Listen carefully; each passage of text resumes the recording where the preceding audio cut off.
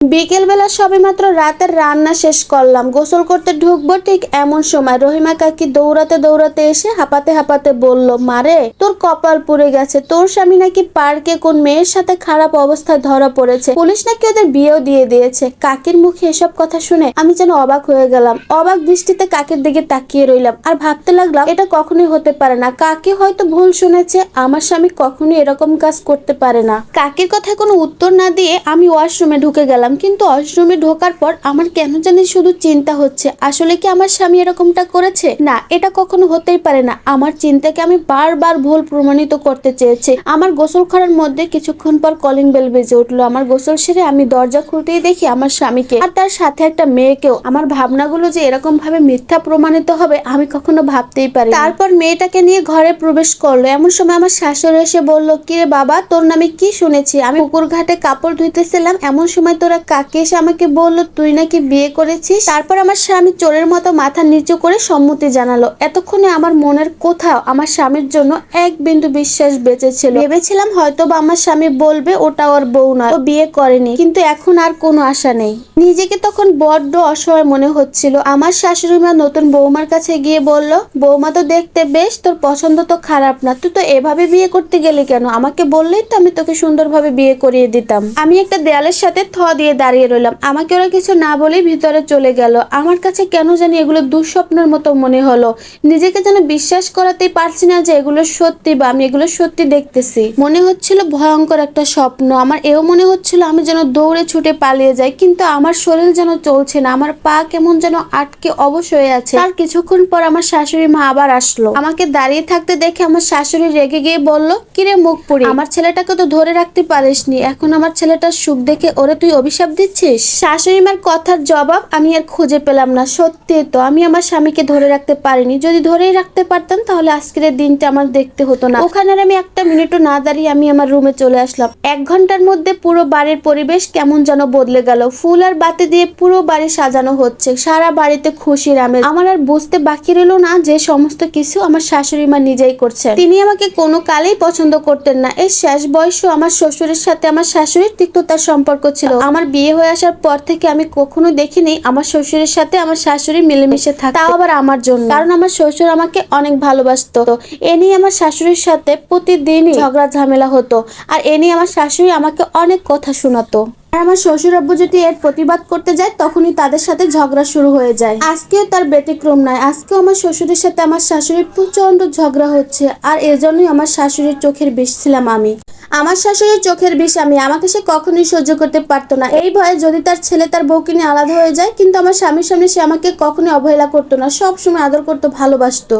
তারপর আমি নিজের রুম থেকে বের হয়ে নতুন রুমে একটু উকি দিয়ে দেখলাম আমার স্বামী নতুন বইয়ের ড্রেসিং টেবিলের সামনে দাঁড়িয়ে আছে সাজগোজ করার জন্য। আমার শাশুড়ি দৌড়ে গিয়ে তাদেরকে সাজিয়ে দিচ্ছে। এসব কাণ্ড কারখানা দেখে আমার যেন দু চোখের পানি থামছে না। আমার বুক থেকে একটা দীর্ঘ নিঃশ্বাস বেরিয়ে আসলো। আমার কাছে মনে হচ্ছিল এটা দেখার মৃত্যুর যন্ত্রণা আমার কাছে সমান। চোখ বন্ধ করে শুধু আল্লাহকে বললাম, আল্লাহ তুমি আমাকে একটু ধৈর্য ধরার তৌফিক দাও। ঠিক তখনই আমার পেছন থেকে আমার চিরচেনা একটা কণ্ঠ আমাকে ডাক দিল। সে কেউ ছিল না, আমার স্বামী। আমাকে বলল, কি তুমি আমাকে বাসর ঘরে যাওয়ার জন্য অনুমতি দিবে না? এত কষ্টের মাঝেও আমার খুব হাসতে ইচ্ছে করলো, কারণ বিয়ে করে বউ বাড়িতে নিয়ে এসেছে, এখন নাটক সিনেমার মতো অভিনয় করছে বাসর ঘরে যাওয়ার জন্য। বউ বাড়িতে নিয়ে এসেছে, এত কিছু পেরেছে, এখন বাসর করার জন্য আমার কাছে অনুমতি চাচ্ছে। মানুষ কত অভিনয় পারে। ইচ্ছা করছিল আমার স্বামীর গালে একটা থাপ্পড় দিয়ে জিজ্ঞাসা করে, কেন করলে এমনটা, কি দোষ ছিল আমার? ভালো যদি আমাকে নাই বেসেছিলে তাহলে দিন দিন আমাকে বলেছিলে কেন যে তুমি আমাকে ভালোবাসো? কিন্তু এই প্রশ্নগুলো আমার ভেতরেই রয়ে গেল। তারে আর কোনো প্রশ্ন না করে আমি ওখানে চুপচাপ দাঁড়িয়েছিলাম। স্বামী তখন আমাকে বলল, কি হলো, তুমি আমার সাথে কথা বলবে না? তখন আমি আমার স্বামীকে বললাম, নিজের ঘরে নিজের নতুন বউকে রেখে এসে প্রাক্তন বউয়ের সাথে কিসের এত কথা? তখন আমার স্বামী বলল, তুমি আমার প্রাক্তন স্ত্রী হলে কবে থেকে? আমি তো তোমাকে ডিভোর্স দেইনি, তোমার সাথে আমার কোনো বিচ্ছেদ হয়নি, তুমি এখনো তো আমার বউ। আমি তখন বললাম, প্রাক্তন হবার জন্য কোনো বিচ্ছেদ বা ডিভোর্সের দরকার হয় না, মৃত ব্যক্তির সাথে কোনো সম্পর্ক থাকে না। আমার স্বামী তখন আমাকে বলল, আমি কি তোমার কাছে মরে গেছি? তার এই কথার আমি কোনো জবাব দিলাম না, কিন্তু আমার চিৎকার করে বলতে ইচ্ছা করছিল, হ্যাঁ তুমি আমার কাছে কাছে মরে গেছো। তারপর আমার স্বামী আমাকে পেছন থেকে জড়িয়ে ধরে আমার কানে কানে বলল, কি বলছো না যে আমি কি তোমার কাছে মরে গেছি? তারপর আমার স্বামীর কোনো কথার উত্তর না দিয়ে আমি তার থেকে ছোটার চেষ্টা করলাম। তো আমি কখনো ভাবিনি যে আমার স্বামীর কাছ থেকে আমাকে মুক্ত হওয়ার জন্য এরকমটা করতে হবে। আমার স্বামী আমাকে শক্ত করে তার সাথে জড়িয়ে ধরে বলল, তুমি আমার কথার উত্তর দিচ্ছ না কেন? তখন আমি তাকে চিৎকার করে বললাম, আমি আপনার প্রশ্নের উত্তর দিতে বাধ্য না। তারপর আমার স্বামী রাগ করে আমাকে বলে, তাহলে তুমি কার কাছে কৈফিয়ত দিতে বাধ্য? তখন আমার যেন রাগের শরীরটা ফেটে যাচ্ছে। তারপর আমি জ্ঞান হারিয়ে তার কোলের হলে পড়লাম। তারপর আমার আর কিছুই মনে নেই। জ্ঞান ফিরে দেখি আমার চারপাশে ফুল দিয়ে সাজানো আমার সেই চিরচেনা খাটটায় আমি শুয়ে আছি। আমার চারপাশে অনেক মানুষ। আমার শাশুড়ি মাকে দেখলাম মুখ কালো করে আমার দিকে তাকিয়ে আছে। জ্ঞান ফেরা দেখে আমার শাশুড়ি মা বলল, তুই কি আমার ছেলেটাকে তাবিজ পরা খাইয়েছিস? আমার শাশুড়ির কথা আমি কিছুই বুঝতে পারলাম না। আমার সাথে সব কি হচ্ছে আমি ভাবার বা বোঝার চেষ্টা করলাম। ঠিক এমন সময় দেখলাম আমার স্বামী একজন ডাক্তার নিয়ে এসেছে। তখন আমার খুব হাসি পেল যে আমার আত্মাটাকে মেরে ফেলেছে সে কিনা আমার শরীরের চিকিৎসা করার জন্য আবার ডাক্তার নিয়ে এসেছে। এটা কতটা হাস্যকর, তাই না? তো ডাক্তার আমার প্রেশার মাপতেছে আর বলতেছে ওনার প্রেশার আপ ডাউন করতেছে। উনি হয়তো অনেক বিষয় নিয়ে চিন্তা করতেছেন, তাই উনার প্রেশার একেবারে লো হয়ে গেছে। ডাক্তার এও বলল